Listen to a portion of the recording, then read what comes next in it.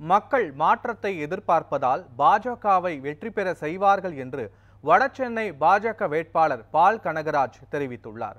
வடசென்னை மக்களவை தொகுதியில் போட்டியிடும் பாஜக வேட்பாளர் பால் கனகராஜ் பெரம்பூர் முல்லை நகர் பகுதியில் 12வது நாளாக பிரச்சாரம் மேற்கொண்டார்.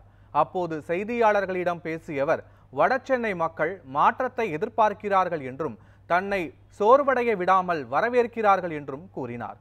மக்கள் தாமரை சின்னத்தில் வாக்களிக்க தயாராகிவிட்டதாக கூறிய பால் கனகராஜ், திமுக அதிமுகவுக்கு மாற்றாக வடசென்னை தொகுதியில் பாஜகவை கொண்டு வருவார்கள் என்று நம்பிக்கை தெரிவித்தார்.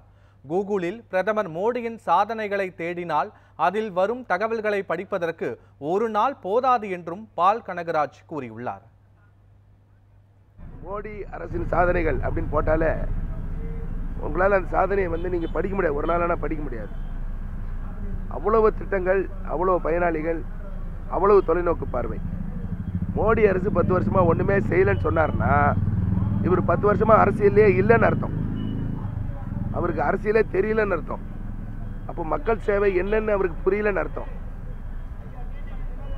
யாராவது மோடி அளவுக்கு, மோடி அரசு அளவுக்கு மக்கள் நல திட்டங்களை அறிவிச்சாங்க, செயல்படுத்தினாங்க அப்படின்னு அவரால் வேற ஒருத்தரை அடையாளம் காட்ட முடியுமான்னு கொஞ்சம் நான் கேட்டு சொல்லுங்க.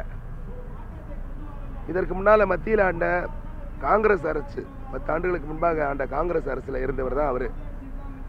அவராலேயே அவங்க காங்கிரஸ்ல எதுவும் செய்யல அப்படின்னு அவரால் மறைமுகமாக சொல்லப்படுது.